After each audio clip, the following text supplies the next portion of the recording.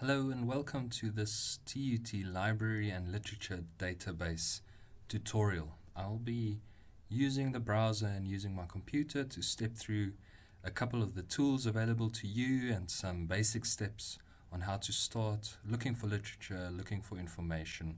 So without any further ado, let's start this step-by-step on accessing literature.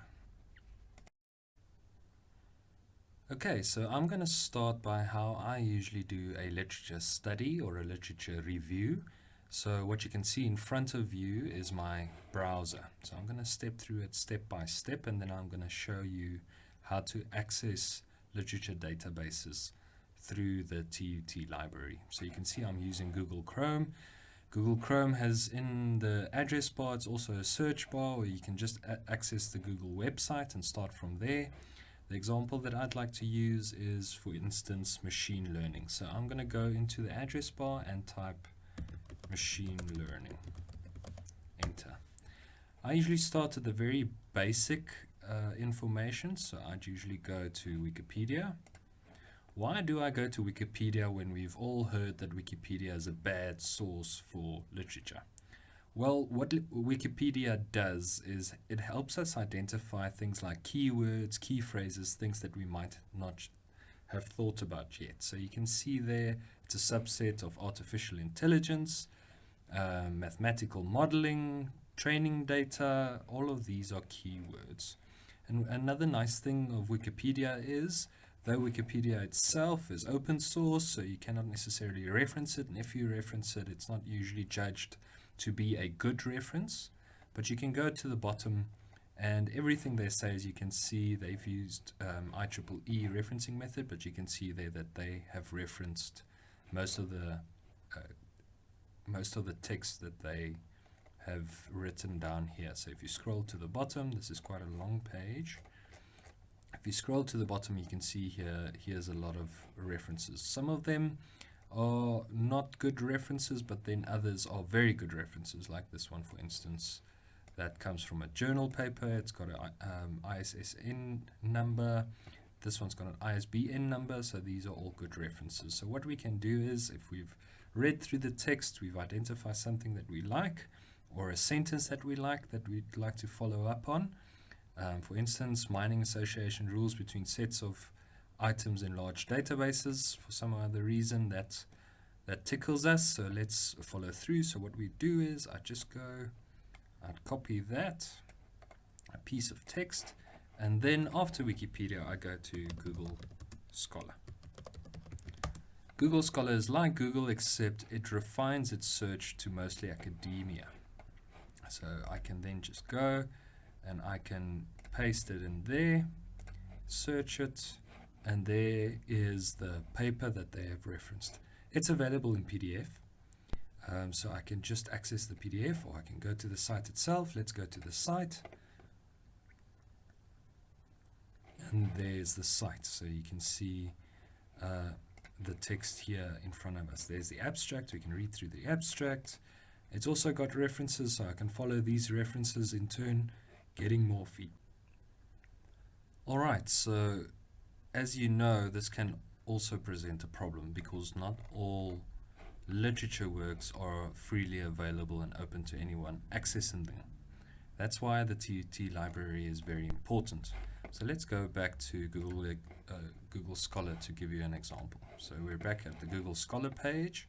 I've copied another link as an example. So there's a paper that I'd like to review. If I open it, so it found it. There it is. It's in the Science Direct database.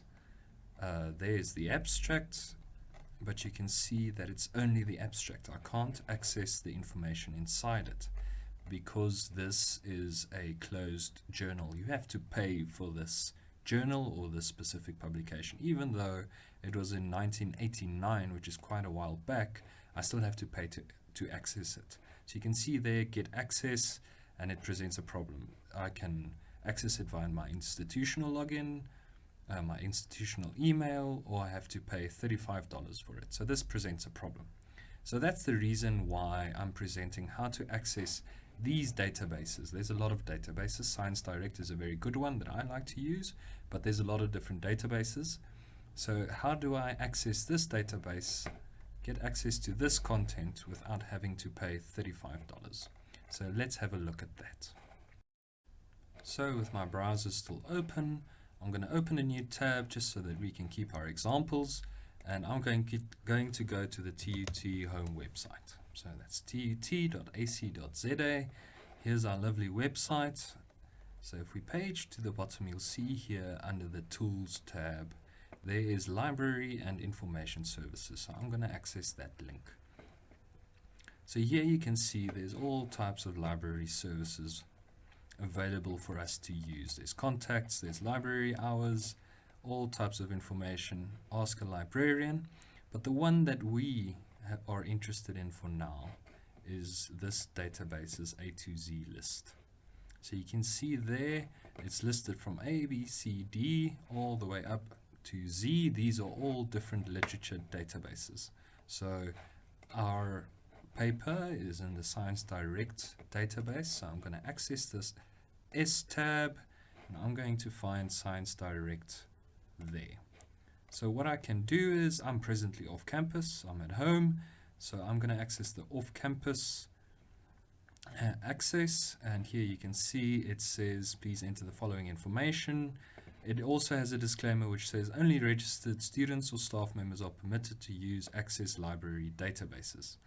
It's your responsibility to keep your credentials safe and confidential at all times. So this might be a problem for me typing in my credentials here in front of you. But TUT knows me as Jan Adrian Swanepoel, all my many names, my staff number, and then I click submit. All right. So here you can see I've got access to Science Direct. And now we can access the information that we require. Though this access to this database is not complete, we don't have access to all the journal papers like the one we're showing here. That one is still a paid one, but you would have access to a lot more journal papers. When you access it without using the TUT library or your student credentials, your access to a database like Science Direct is very limited. So we've got access to a lot more journal papers here. So you can then download the journal papers in PDF format. So now that we've seen how to log in and how to access the journals and papers available on the different databases, let's just go back and look at how the different databases work. So Science Direct is an example of journal papers, but there are other types of databases here as well. So like you can see there is the South African Bureau of Standards, where you can access a lot of different South African standards. One that I'd like to show you is called Novel. Novel is a database similar to the Science Direct database, except it works with textbooks or books. So I'm just waiting for it to access. My login credentials was remembered by the TET website, so it already accessed it. So here's what Novel is. So you can look at chemical compositions, create an account. Well, we have accessed it through the TET website. You can see there, welcome to Swanepoel University of Technology. And they've even got a mobile app. So what we can do here is we can search for reference data. It's got a database of data, graphs, tables, equations, and all types of different stuff. But let's look for a textbook. So let's, for instance, project management. All right, so we open it there, and we're just waiting for it to load. Here you can see there's a whole lot of books that you can access here. And the nice thing about this is the full book is on here, so we don't have to go and buy the book. So for instance, here's a new book that came out this year. Open that textbook. You can see here's the whole book. That's what the book looks like. There's all the different chapters. So we can access, for instance, a specific chapter. I'm waiting for it to load, and then you can see there's the chapter, there's the whole textbook.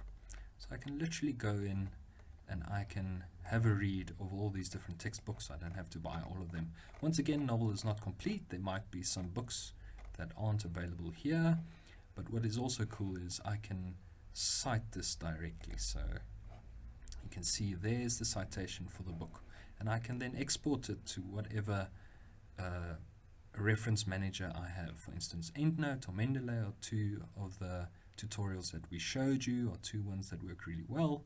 So EndNote or Mendeley. So I can just export it to Mendeley and it will automatically import it into my Mendeley library. So there you have it. Let's just go back to the TUT website.